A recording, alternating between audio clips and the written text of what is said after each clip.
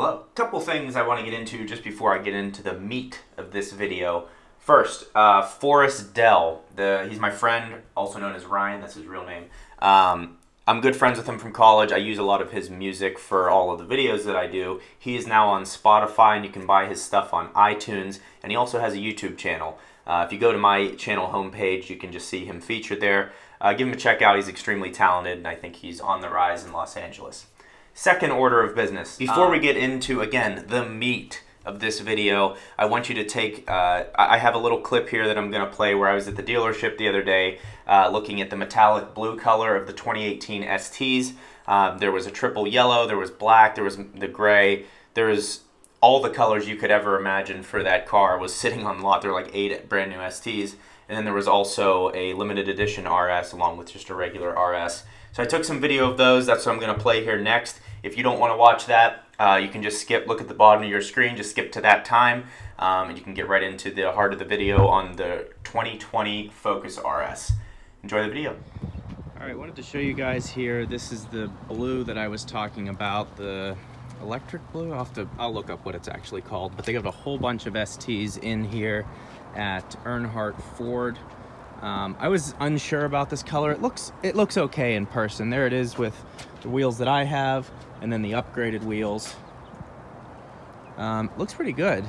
It's okay. It's okay. I don't want to get ahead of myself. I have all the colors here. You have the yellow.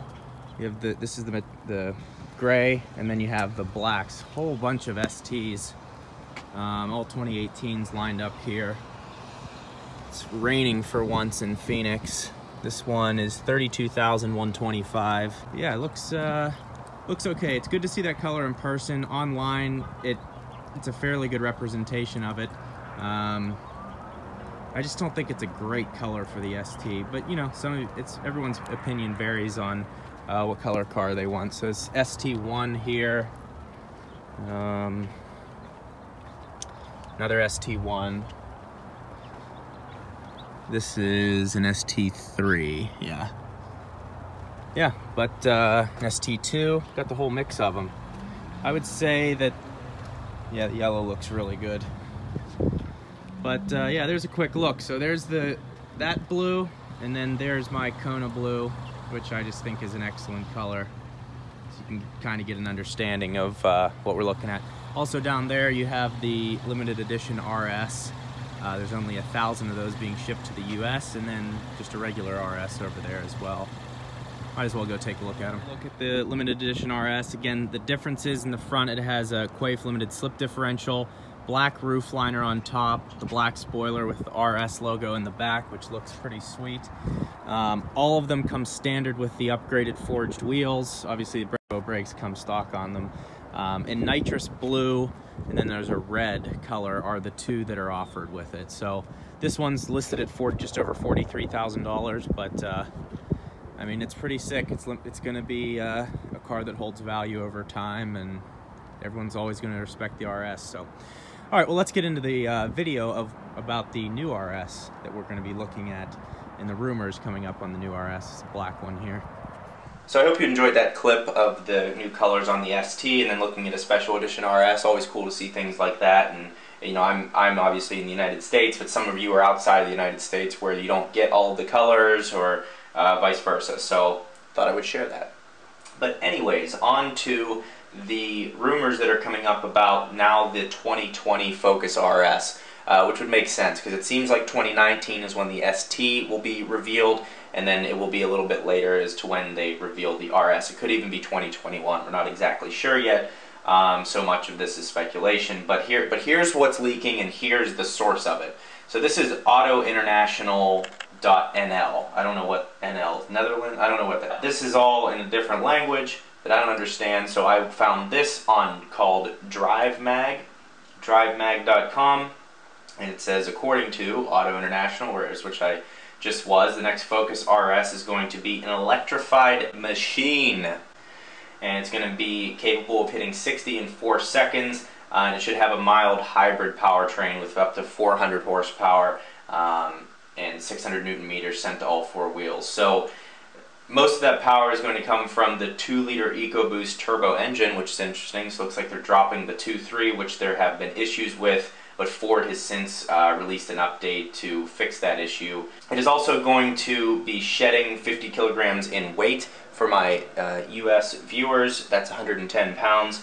It's also going to be getting 50 millimeters longer, so there's going to be a little bit more room in it, which I think is good. The back seat needs a little bit more room in the Focus if they want to continue to call it this everyday driving, all-capable vehicle. So some other things that I read about the RS, the upcoming RS, is that it's going to be having a dual-clutch transmission, a DCT. And a lot of you, in the last video I posted on the news with the upcoming Focus ST, were saying it absolutely shouldn't have a DCT, but I just think it would be cool to see the RS with a DCT. I'm not saying eliminate the manual, make it a $2,200 upcharge to get the DCT, but just being able to then evenly compare it to things like the A45 AMG, the Golf R, because when you have now the DCTs, these automatic transmissions are so good, they're so precise, that seeing it in a Ford specifically in a Focus RS would just take those acceleration times way up. It would be interesting to see what they can do. I also think they would sell a few more of them because they'd expand the amount of people that would be willing to pay that amount for a Focus, first of all. But then a specialty car and just having an automatic transmission is a lot more appealing to a lot of people.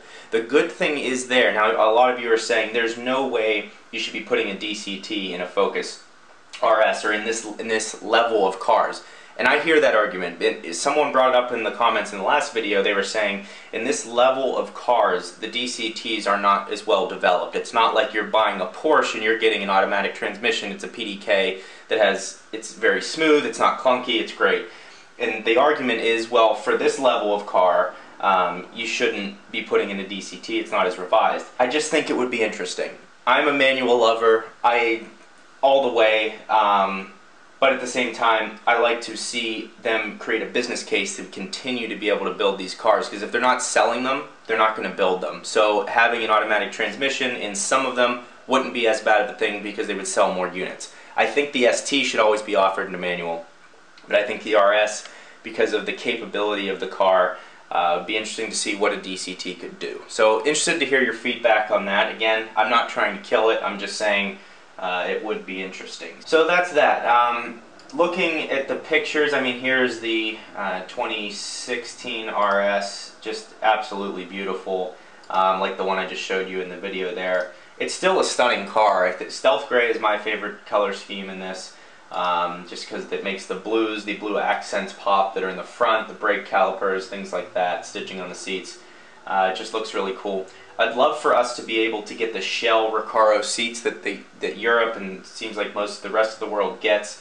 That would be really cool, but I think because of our safety standards, we can't get those, if I'm understanding correctly. But if you look at something like the Civic Type R, it was able to put in extremely aggressive seats that are similar to those. So Ford, I think you should look into that. Another thing that the RS does well is having the Alcantara option. I think that's great. The ST should definitely have an Alcantara option.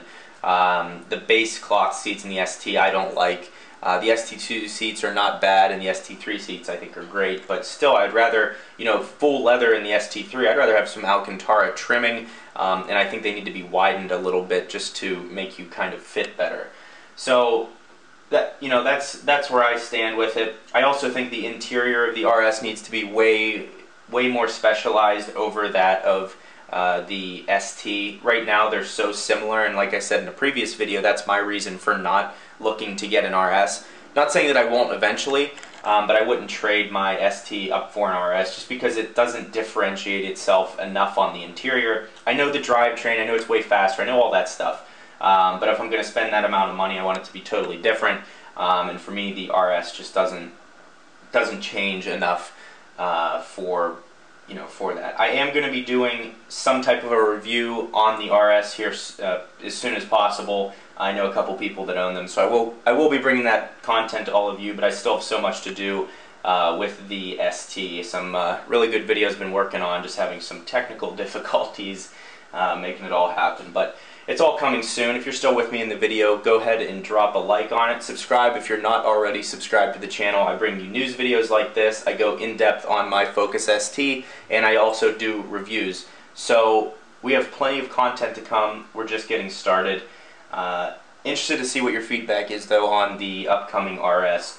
I also like to see what my viewers are driving, so I don't care if it's your mom's minivan, a 1994 Ford Taurus. What are you driving? Drop it in the comments below. I'm going to be interested to see that. But the channel's growing. I think the content is getting better. Just going to keep my eye out for any news I see on the Focus ST, Focus RS. I will be bringing it to you first and share my opinion on how I feel about it, and anything that I can get from an insider's perspective. So thank you all for watching, and we'll see you soon.